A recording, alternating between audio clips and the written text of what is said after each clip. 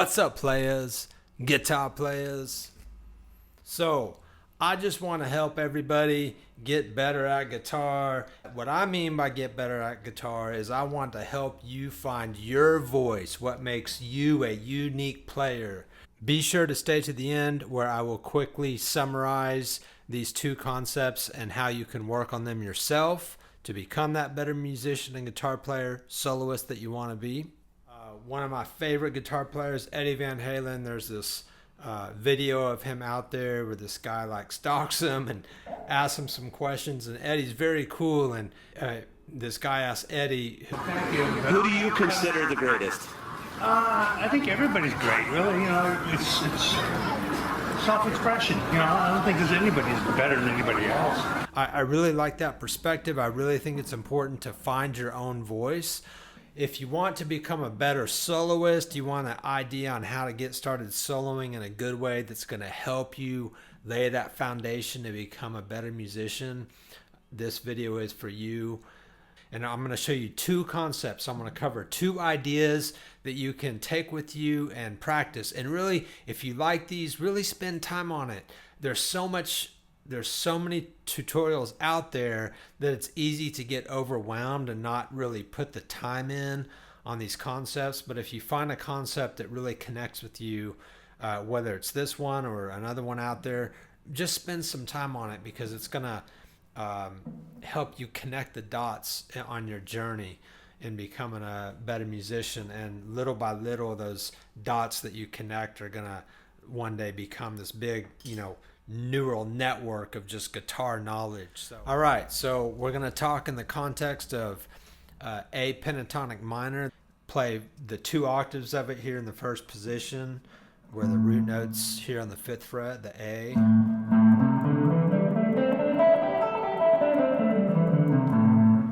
Okay, so if you think about that A pentatonic minor, that is really just 5 unique notes, right? Because we start here on the A, and then we're back to the A again. So the first note and the 6th note are both A's. So there's just 5 unique notes. So we're going to take those 5 notes and strip them down to just 3 notes to start with. So the 3 notes are...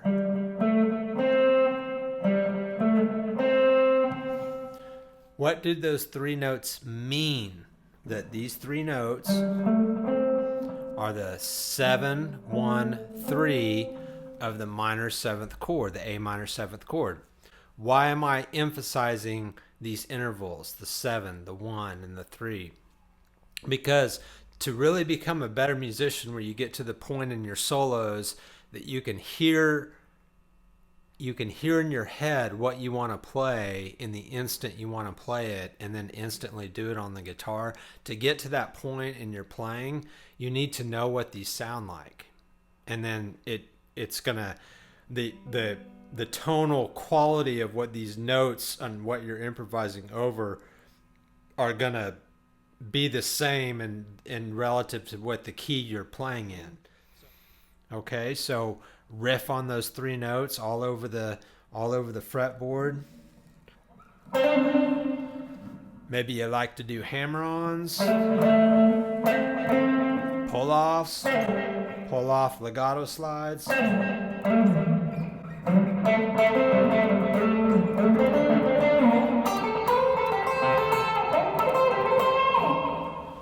Right? Just get agile. 3 notes.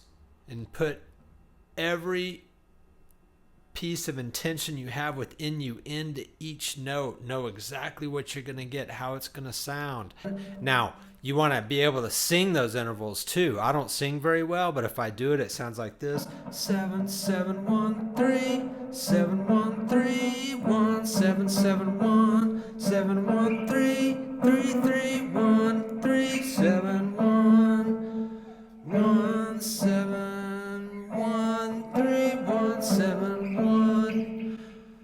Right? So if you're able to sing those notes and say the number of the interval they are as you're playing them, that's really going to pound what the quality of those tones sound like into your consciousness. So subconsciously, you'll be able to hear it before you play it.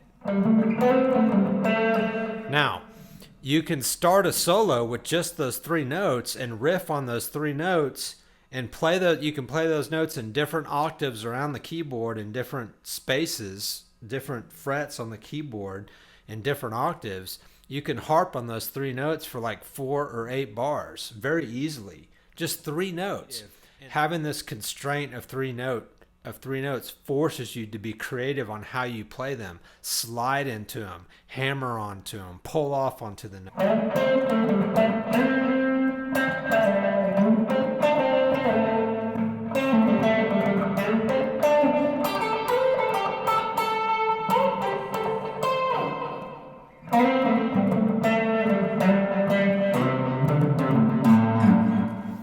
I cheated there. Last I threw in the 4th right at the end there, but that's all right. So work on those 3 notes, playing them all over the fretboard in different octaves, different positioning on the fretboard, right?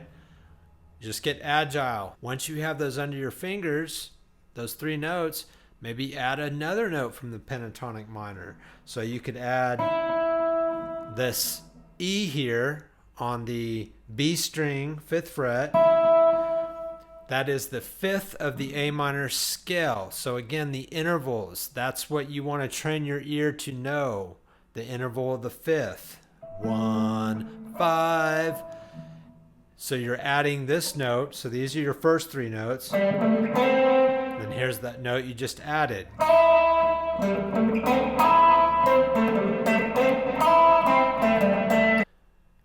So take this opportunity to jump strings, work on that technique rather than just moving up and down strings. So maybe jump from the D string to the B string. So that's your A note or your 1 up to the 5th. So that's a good way to add tension. Start with those first 3 notes and then riff on those for a few bars and then throw that other note in.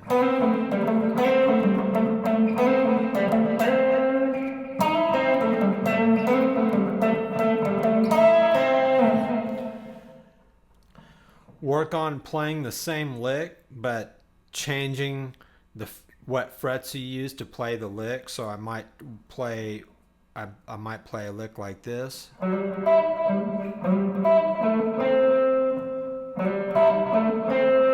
then I could also play it like this.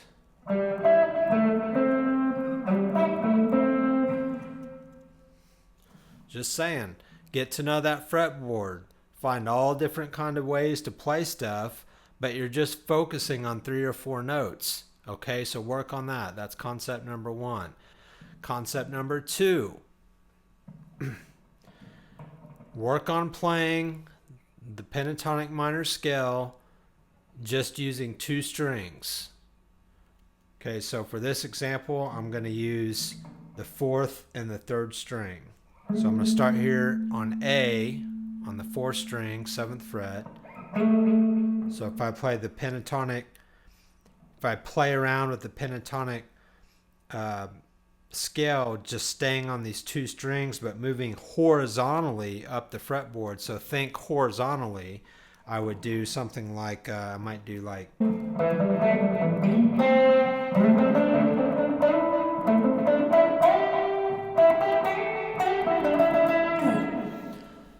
Can do it on the top 2 strings, the 5th and the 6th string. So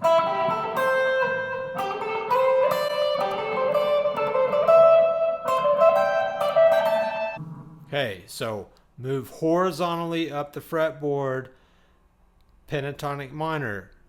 So the idea of this concept is rather to stay stuck in this first position where you're always using, you're just stuck in between this 5 and 8th fret.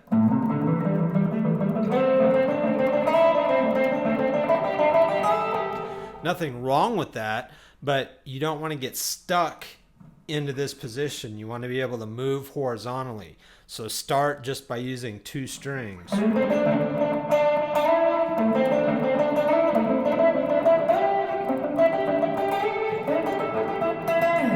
By focusing on 2 strings, you're simplifying the problem. Okay, the problem is, how do we move up the fretboard horizontally using all the strings? Well, you do it by starting with just 1 and maybe 2 strings. And then go to the next 2 strings and on until you get all 6 strings under your fingers. So thanks, guys. 2 concepts there on not only how to solo better, but how to become a better musician while you're doing it, and to find your voice, what makes you unique as a player. You know, do you like a lot of hammer-ons? Or do you like to slide? Maybe you like to pull off legato licks.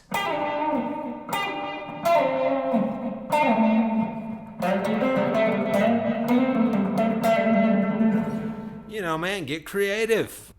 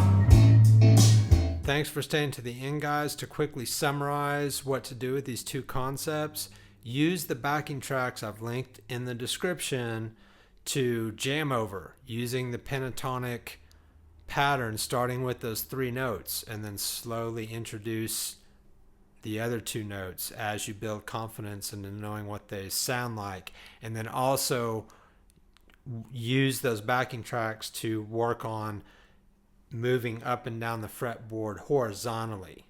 Okay, so just focus on maybe 2 strings at a time and move horizontally up the fretboard of staying within the pentatonic pattern up and down the fretboard, and get your dexterity built up with that. Whether you're sliding around or stretching out your fingers to reach the notes, work on it. You got this, guys. Good luck, man.